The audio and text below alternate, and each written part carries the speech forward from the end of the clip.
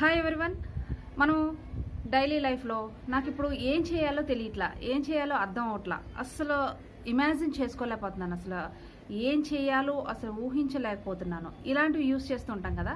For example, ఈరోజు నాకు ఏం వండాలో అర్థం అవట్లా, అసలు కూరగాయలే లేవు, అసలు ఏం వండాలో అర్థం అవట్లా, నా దగ్గర మనీ లేవు, ఏం గిఫ్ట్ కొనాలో అసలు తెలియట్లా, ఇంత తక్కువ మనీతో ఏం గిఫ్ట్ కొనాలో నాకు తెలియట్లా, అర్థం అవట్లా.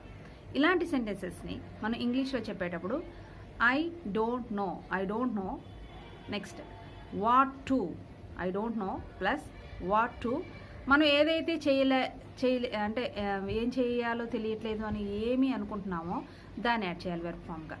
For example, I don't know what to do, I don't know what to say, అంటే నాకు ఏం చేయాలో తెలియట్లా, I don't know what to do, నాకు ఏం చెప్పాలో తెలియట్లా, I don't know what to say, I don't know what to plus verb form.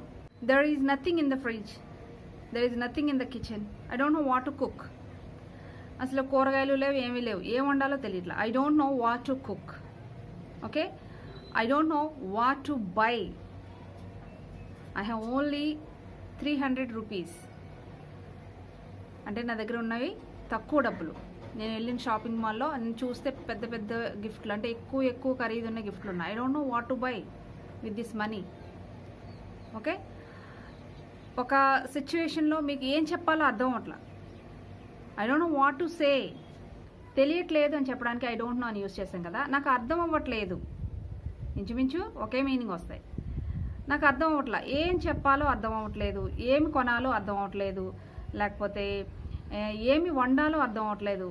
ఇలా వాడినప్పుడు మనం I can't understand what to cook, I can't understand what to by, I can't understand what to do. Okay, I can't understand what to say. నేను ఏదైనా gift ఇవ్వాలి అనుకున్నప్పుడు అక్కడ నాకు ఏం కొనాలో అర్థం కాలేనప్పుడు I can't understand what to buy, లేకపోతే I can't understand what to give, I can't understand what to say, I can't understand what to cook. అర్థం అవ్వట్లా, ఏ వండాలో అర్థం అవ్వట్లా, ఏం కొనాలో అర్థం అవ్వట్లా, ఏమి ఇవ్వాలో అర్థం అవ్వట్లా, ఏం చెప్పాలో అర్థం అవ్వట్లా. I can't understand what to say. ఈ విధంగా మీరు యూజ్ చేయండి. I can't understand what to eat అంటే, ఫర్ ఎగ్జాంపుల్, మీరు నాకు తినడానికి చాలా ఐటమ్స్ పెట్టారు, I can't understand what to eat, ఏం తినాలో నాకు అర్థం అవ్వట్లా.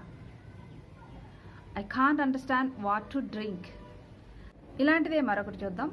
ఐ జస్ట్ కాంట్ ఇమాజిన్, తర్వాత what to verb. I just can't imagine what to say, నేను జస్ట్ ఇమాజిన్ చేసుకోలేకపోతున్నాను, కనీసం ఊహించలేకపోతున్నాను ఏం చెప్పాలో. అంటే ఒక్కోసారి మనకి ఏం చెప్పాలో తెలియట్లే, ఏం చెప్పాలో ఊహించలేకపోతున్నాను అంటూ ఉంటాం కదా. ఇలాంటి సందర్భంలో ఇటువంటి ఫ్రేజెస్ని యూజ్ చేయాలి. I just can't imagine what to buy, I just can't imagine what to cook, I just can't imagine what to give, I just can't imagine what to buy. బిగినర్స్కి ఈ వీడియోస్ చాలా యూస్ఫుల్ అండి. చక్కగా మీరు sentences ఓన్గా మీ ఇంట్లోనే frame చేసుకోవచ్చు, ఎక్కడ coaching తీసుకోకుండా. ఒక బుక్ పెట్టుకొని నేను చెప్పే ఇలాంటి సెంటెన్సెస్ అన్నీ రాసుకోండి, అలాంటివి మరికొన్ని మీ సొంతగా రాసుకొని యూస్ చేయండి. ఇలాంటి సెంటెన్సెస్ నేను ప్రతిరోజు అప్లోడ్ చేయడానికి ట్రై చేస్తాను. మీరు ఇంకా నా ఛానల్ని సబ్స్క్రైబ్ చేసుకోకుండా ఉంటే ఇప్పుడే సబ్స్క్రైబ్ చేసుకోండి. ఇలా ఇంతకుముందు చేసిన వీడియోస్ ప్లేలిస్ట్ చెక్ చేయండి, అందులో ఉంటాయి. ఓకే, ఈ వీడియో నచ్చితే కనుక చూసి వదిలేకుండా తప్పకుండా లైక్ చేసి షేర్ చేయండి. Thank you for watching this video.